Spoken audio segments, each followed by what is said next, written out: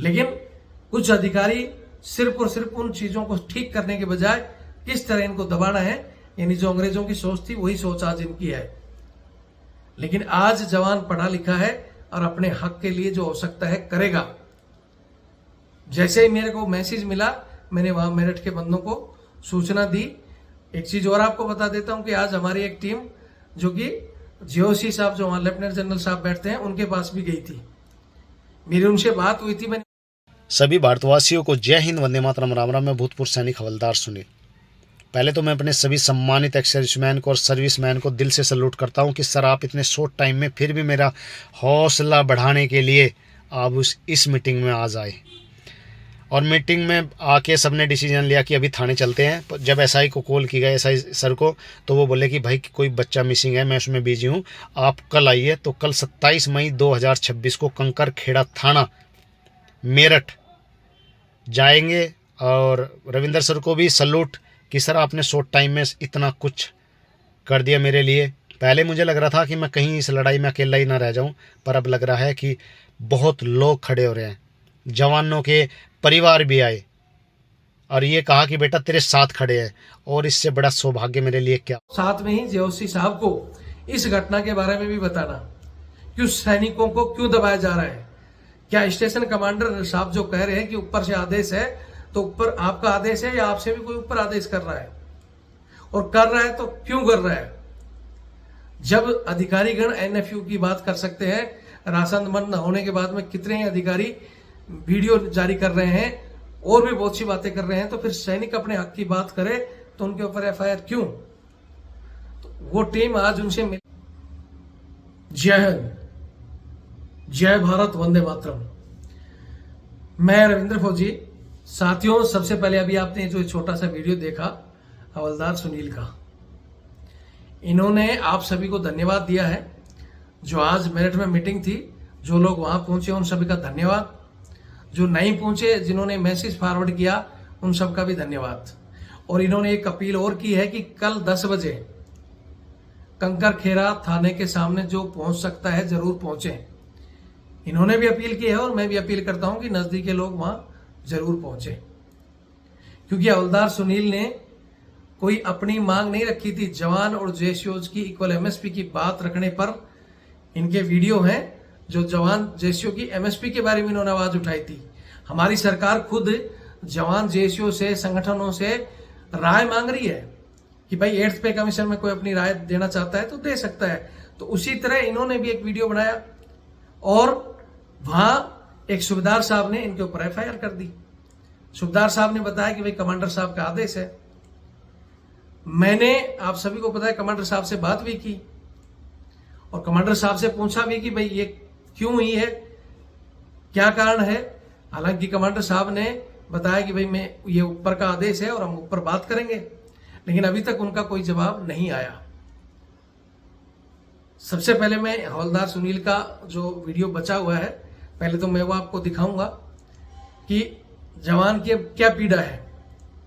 इनके ऊपर जो देशद्रोह के आरोप लगाए हैं, साथियों कहना चाहता हूं कि आज इनके ऊपर है, कल कोई दूसरा आदमी इसका शिकार होगा।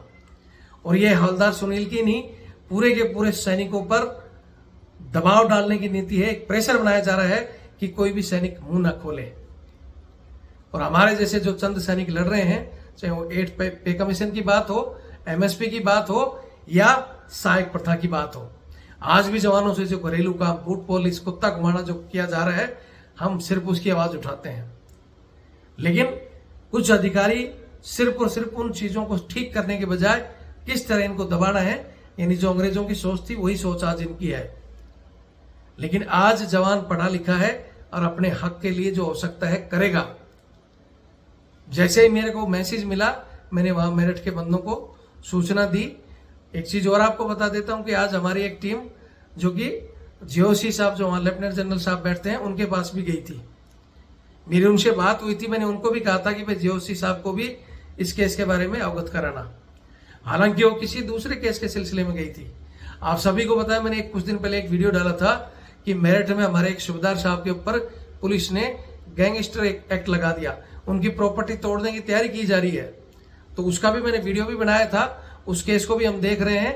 तो उसी को लेकर हमारी एक वहां जो मेरिट की टीम है वो जोशी साहब से मिलने के लिए गई थी।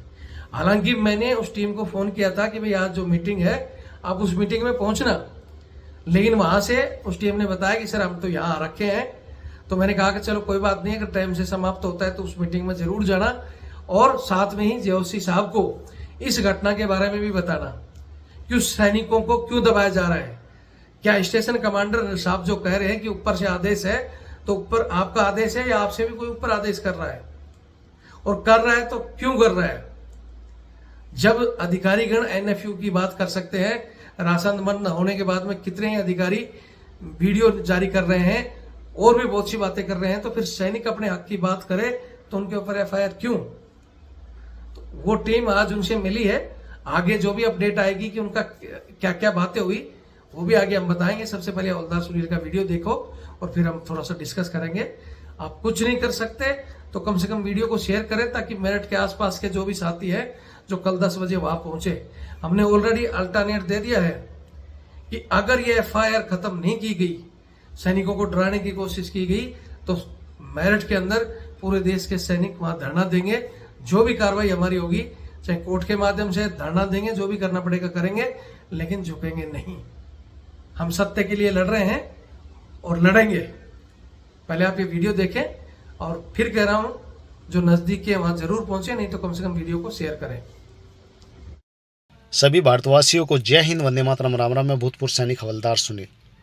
पहले तो मैं अपने सभी सम्मानित एक्स सर्विसमैन को और सर्विसमैन को दिल से सैल्यूट करता हूं कि सर आप इतने शॉर्ट टाइम में फिर भी मेरा हौसला बढ़ाने के लिए आप इस मीटिंग में आज आए। और मीटिंग में आके सबने डिसीजन लिया कि अभी थाने चलते हैं। जब एसआई को कॉल की गई, एसआई सर को, तो वो बोले कि भाई कोई बच्चा मिसिंग है, मैं उसमें बिजी हूँ, आप कल आइए। तो कल 27 मई 2026 को कंकर खेड़ा थाना मेरठ जाएंगे। और रविंदर सर को भी सैल्यूट कि सर आपने शॉर्ट टाइम में इतना कुछ कर दिया मेरे लिए। पहले मुझे लग रहा था कि मैं कहीं इस लड़ाई में अकेला ही ना रह जाऊं, पर अब लग रहा है कि बहुत लोग खड़े हो रहे हैं, जवानों के परिवार भी आए और ये कहा कि बेटा तेरे साथ खड़े हैं। और इससे बड़ा सौभाग्य मेरे लिए क्या होगा। सज़ा मिले कल न्यायालय, जो भी मेरे सर्वोच्च न्यायालय जो भी मुझे जो सज़ा देंगे, पर जो इन लोगों ने मेरे ऊपर एलिगेशन लगाए उससे मेरा दिल बड़ा दुखा है। मुझे लोगों ने फरार तक कह दिया, गद्दार तक कह दिया। अरे 17 साल 1 महीना 25 दिन इस देश के लिए मैंने खून पसीना बहा है। ये हाथ में गैंठ आज भी रस्सा चढ़ चढ़ के कोर्स किए थे, और तुमने मेरे पे मेरे चरित्र पे उंगली उठाई। सबसे बड़ा दुख मुझे इस बात का है। एक बार मेरे से बात करनी थी आप लोगों को, एक बार। अगर आप इतने ही इज्जतदार लोग थे ना कि मैं देश में सेना में विद्रोह कर रहा हूँ, तो एक बार मुझे कॉल करते कि भाई इधर आ, तेरे से बात करनी है। आप खुद देश की सेना की छवि खराब करवाना चाह रहे हो, पर फिर भी मैं देश की सेना की छवि की खराब करने की तो कभी कल्पना भी नहीं कर सकता। सोचना तो बहुत बड़ी चीज़ है। क्यों नहीं कहूँ कि भाई जवान की भी एमएसपी बराबर करो। क्यों नहीं कहूँ कि जवान को भी रिस्क अलाउंस, अल्टीट्यूड अलाउंस बराबर दो।